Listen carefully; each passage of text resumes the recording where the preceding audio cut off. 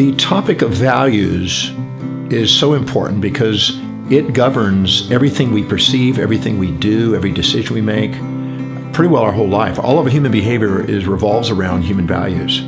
I have a new book out called The Values Factor, and I'm trying to explain to people in this book how important it is to live congruently and in alignment with what's highest on your values, because you have the most fulfillment in life.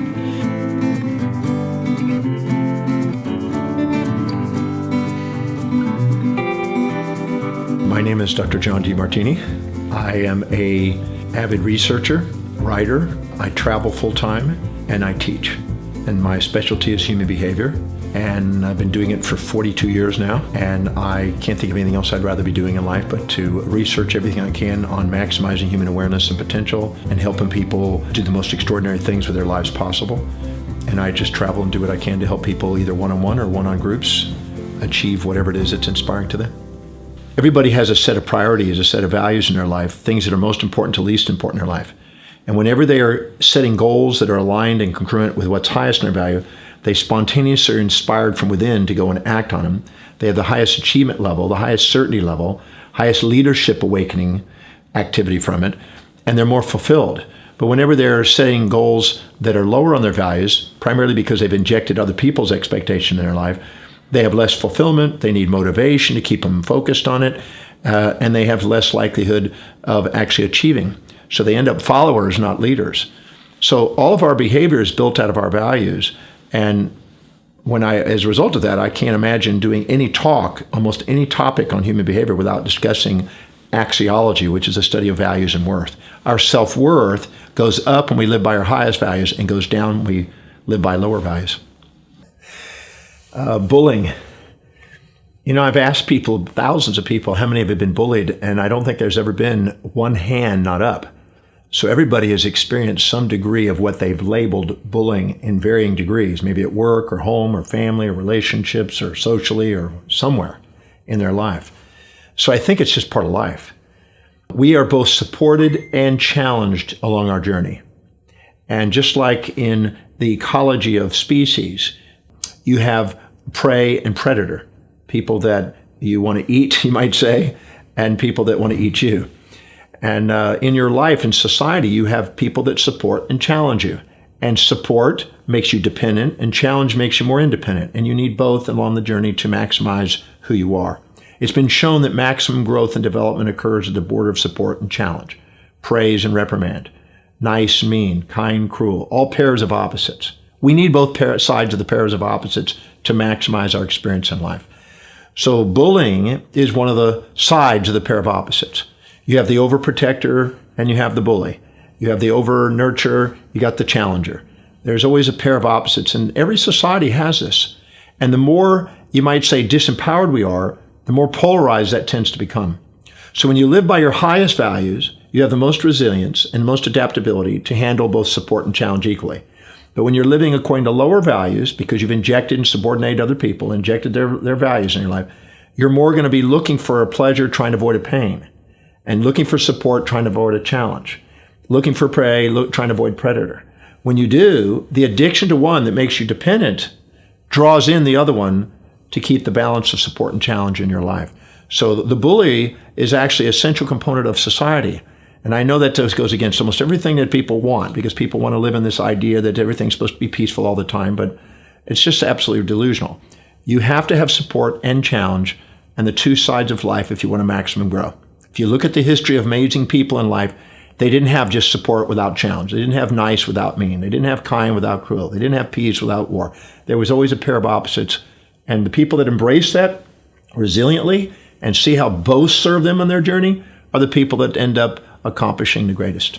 In the program I teach pretty well every week called the Breakthrough Experience, I have people coming in that have been bullied or been criticized or been all kinds of labels, abuse and all this type of labels. And they're all victims of their history instead of masters of their destiny when they come in. My job is to help them become masters of their destiny when they leave. So I explain to them that in nature, and in physics, as in metaphysics, you have particle and antiparticle. Paul Dirac in physics described that for every particle there's an antiparticle. The particle is something that spins one direction and has a positive charge. It'll have its antiparticle spinning in the opposite direction with its anti-charge. positive, negative again. And nature, the forces of nature have these things in equilibrium. It's called charge parity. And the same mechanism that's in nature is in the human behavior. Inside the human psyche, when we're depressed, we're comparing our current reality to a fantasy. And if we're addicted to a fantasy, the depression is there to come in to help neutralize and break the addiction to the fantasy, which is what's leading to the depression. So the human psyche has this pair of opposites inside it. And our society around us has this pair of opposites. You always have supporters and challengers. And the more we're addicted to the fantasy, the more depressed our own life becomes, and the more we beat ourselves up. The more we're addicted to protection, the more we attract the violence people come in and the aggressive people to come in to balance it out, to make sure things are in order.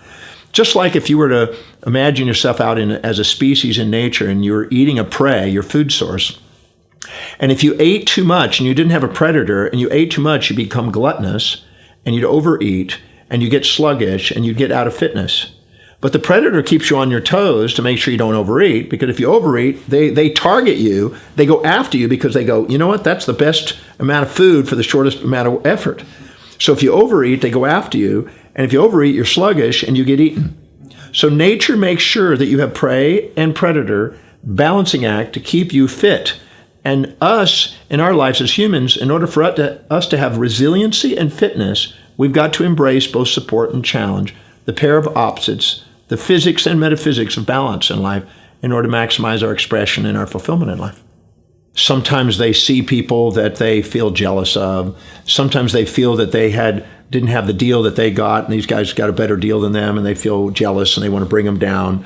Sometimes there's other people that they feel around them that are cocky, and they feel that, who are they? And they get angry, and it reminds them of something in their past. Sometimes they feel like that's the way they were shown love and affection, because they didn't understand that they were addicted to mommy support and they got daddy to punch them out or something. And they didn't understand that. And so sometimes they're working through their stuff just like anybody else. And so I always say pairs of opposites find each other in society. And just like in marriage couples, you seek that which supports your values, but you inevitably have somebody that also has things that are the opposite. And so you marry sort of that balancing of similars and differences, or sames and opposites. And so in society, you get those people that attract into your life to help you grow in the area that you're trying to avoid growing in. And so the challenger is part of that mechanism. And I think that in society, we must have both. And in relationships, we must have both. And the more we're addicted to the support and the protection and the ease, the more difficulties and challenges and aggression we attract to break that addiction to make us grow again. Because it makes us independent. The challenge is what makes us independent. The support is what makes us dependent. If you had nothing but support and protection all the time, you'd be a juvenile dependent that would stay addicted to that thing that you're dependent on, with a little umbilical cord plugging into it and a little suck your thumb type of rag. At the same time, the person that challenges you makes you an entrepreneur, makes you more independent, precocious, and step up and figure things out. And when you go and look at the people who are great achievers, you'll find out that they had some sort of a challenges in their life to catalyze that. It wasn't the support that made them a great achiever. So whenever I have people that come to me and say, well, I've been bullied and I'm a victim of bullying, and I go, so let's go to an exact moment when and where you've been bullied. Great. What was the content about and the context it was in? Great. At that exact moment, time, who is doing the opposite? And they'll say, well, nobody was there. Look again, it's not necessarily in the same space. In quantum physics, there's a thing called entanglement and non-locality. So these pairs of opposites don't have to be right approximate. They could be distant, just like two poles of a magnet on the Earth. The North and South Pole are 8,000 miles apart, but they're still poles of the same magnet. So, too, in our lives, even though somebody may be challenging us, if we look at who's supporting us, if somebody's being aggressive, who's protecting, and look for the equal and opposite at the same moment, once your eyes see it and it's there, and I've taken 250,000 people through it, so it's there when they look. They just never took the time to look and ask the question. The quality of your life is based on the quality of the questions you ask. If you look and find where the equal and opposite was at that moment, and found the drawback of the opposite and the benefit of this situation, and neutralize it, it has no power over you. So the person who knows how to equilibrate and bring into equilibrium their perception of the event, it's not affecting them.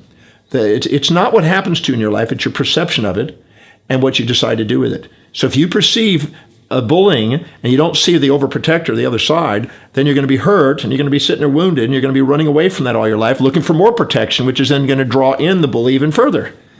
But if you actually see the pair of opposites equally and know that real love is a balance of these opposites, the synthesis and synchronicity of these opposites, you realize that the overprotector and the bully are coming together to make love, to help you grow. And love's a growth factor to help us all grow. So I ask new questions to people that go against what most people are expecting.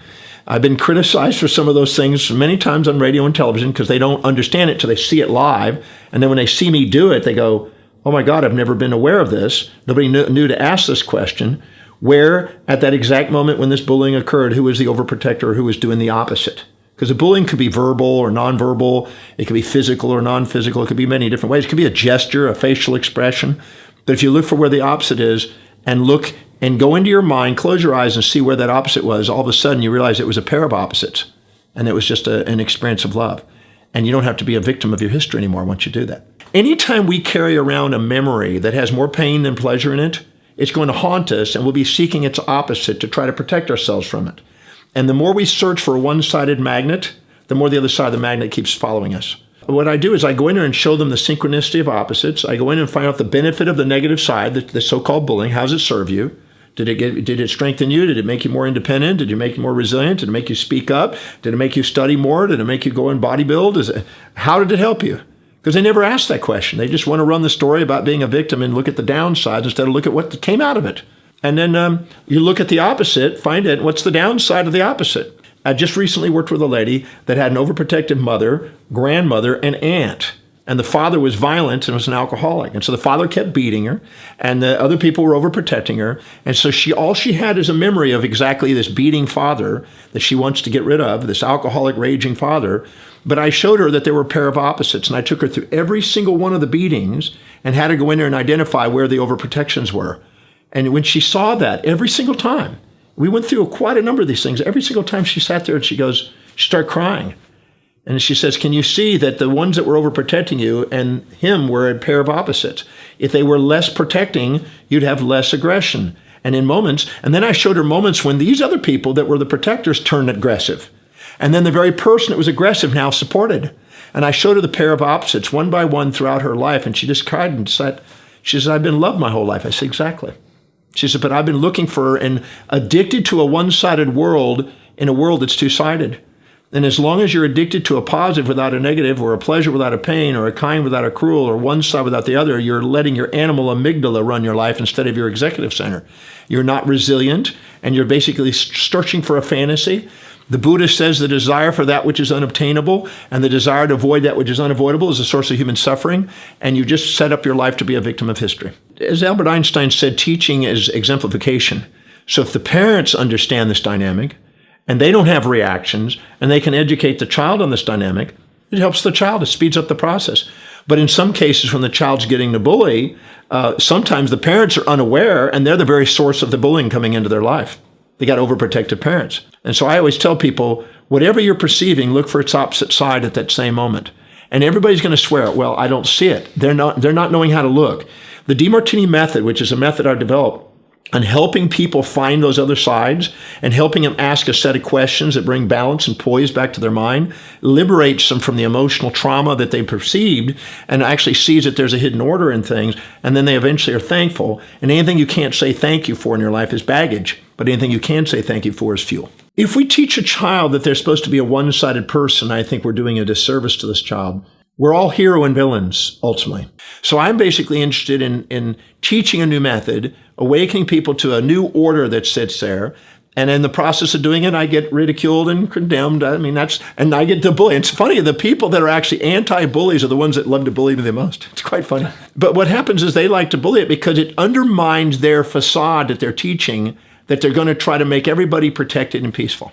That's the biggest facade and delusion that I've seen on this planet. I asked people at peace conference, for instance, how many of you here have peace? And they all put their hands up. How many of you have turmoil? Well, they slowly put their hands up. And great, when you get married, how many of you have peace and nothing but peace? Well, they laugh.